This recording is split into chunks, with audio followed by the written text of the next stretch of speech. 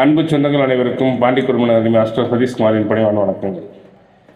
இப்போ நம்ம ஒரு சிலருக்கு என்ன ஒரு கேள்வினா, சார் எனக்கு கடுமையான திருஷ்டி தோசை சார், ஒரு விசேஷம் வந்தேன் சார், எங்கள் வீட்டில் ஒரு விசேஷம் முடிஞ்சது, விசேஷம் முடிஞ்சதுக்கப்புறம் பயங்கர நடக்கும், எல்லாத்துக்கும் உடம்பு சரியில்லை, காய்ச்சல், தலைவலி, இந்த மாதிரி நிறையா பார்த்துருப்போம். அதுக்கு திருஷ்டி தோஷம் தான் முக்கிய காரணம். அதாவதுங்க, கண் திருஷ்டி, நம்முடைய ஒரு மனிதனுடைய கண்ணை பார்த்தா அவன் எப்படிப்பட்ட ஆத்மான்னு சொல்லிடலாம். ஏன்னா அந்த கண் தான் அனைத்தையும் காமிச்சு கொடுக்கும். இந்த கண்ணில் தான் அந்த ஆத்மானுடைய தன்மை தெரியும், அவனுடைய குணம் தெரியும். முக்குணங்கள் ரஜோகுணமா, தாமச குணமா, சாத்வீக குணமா, அந்த கண்ணில் தெரியும். அப்போது இந்த திருஷ்டி தோஷம் பெரிய ஊரை கூப்பிட்டு பந்தம் போட்டு எல்லாம் செஞ்சு கடைசியில் வந்து திருஷ்டி தோஷத்தை வாங்கிக்கிறக்கா நம்ம விசேஷம் பண்ணுறோம். எல்லோரும் வாழ்த்திட்டு போனதானே ஆகும். ஆனால் இன்றைக்கி வாழ்த்திட்டு போகிறவங்க ஒரு 50% தான். மீதி வந்து எப்படா எங்கே இருக்கிற சம்பாரிச்சா அவனுக்கு எங்கே இருக்கிற பணம் வந்து திருஷ்டி போட்டு போகிறது தான் நிறையா இருக்குது. அப்போ விசேஷம் பண்ணாமல் இருக்க முடியாது, அதுக்குன்னு திருஷ்டி இருக்குன்னு விசேஷம் பண்ணாமல் இருக்க முடியுமா?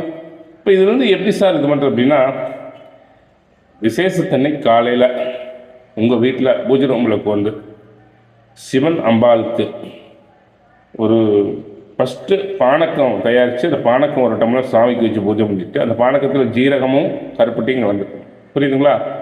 அப்போது அந்த பானக்கம் வச்சு பூஜை பண்ணிட்டு, அதுக்கப்புறம் நீங்கள் பூஜை பண்ணும்போது வேயிறு தோழி பங்கன்னு சொல்லக்கூடிய கோளறு பதிகத்தை சுவாமிக்கு முன்னாடி பாராயணம் பண்ணிட்டு, அதுக்கப்புறம் பாராயணம் பண்ணி விபூதி கொஞ்சம் அந்த பானக்கத்தில் போட்டு, அந்த பானக்கத்தை வர உடம்புற எல்லாருக்கும், அது ஒன்றும் நான் ஒன்றும் கெட்டதெல்லாம் இல்லை, எல்லாருக்கும் இறைவனுடைய பிரசாதம் கொடுக்குறோம்.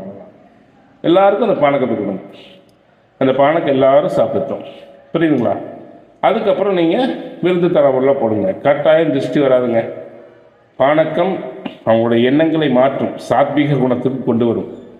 அது இறைவனுடைய திருவருள் பிரசாதம். அவங்களுடைய கெட்ட சிந்தனைகள் அந்த இடத்துல அவங்களுக்கு அந்த எண்ணமே தோன்றாது, அது தோன்றாமல் தடுத்துக்கும். புரியுதுங்களா? உங்கள் மேலே திருஷ்டியும் படாது, உங்களுக்கு மிக சிறப்பான ஒரு அமைப்பை கொடுக்கும். இதுதான் திருஷ்டி தோஷம் தப்பிக்கிறது. சார் எல்லாம் முடிஞ்சது, திருஷ்டி தோஷம் ஆயிடுச்சு, என்ன சார் பண்ணுறது அப்படின்னா, உங்கள் ஊரில் அதிக எந்த திருஷ்டி அதிகம் இருந்தாலும் சரி, உங்கள் ஊரில் துர்க்கை அம்மனுக்கு ஐயர்கிட்ட சொல்லி பானக்கம் தயாரித்து பானக்கம் வச்சு பூஜை பண்ணி அந்த பானக்கத்தை எல்லாருக்கும் கொடுங்க. புரியுதுங்களா?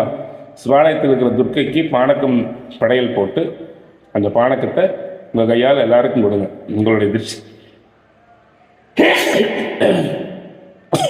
திருஷ்டி தோஷம் நீங்கும். புரியுதுங்களா? இதை கடைபிடிங்க. இது ஒரு மிகுந்த வெற்றியை உங்களுக்கு கொடுக்கும். புரியுதுங்களா?